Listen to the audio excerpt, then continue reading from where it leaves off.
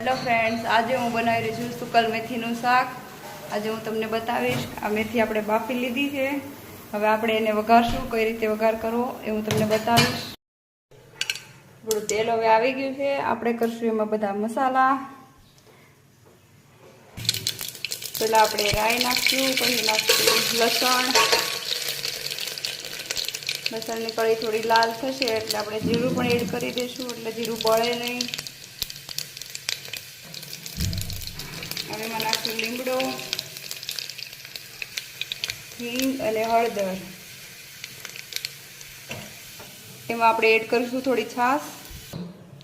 એમાં એડ કરી દીધી છે આપણે છાશ। હવે નાખશું એમાં ચટણી, પછી એડ કરીશું જીરું, પછી નાખશું આપણે સ્વાદ અનુસાર મીઠું, અને પછી છેલ્લે કરશું આપણે એમાં મેથી એડ।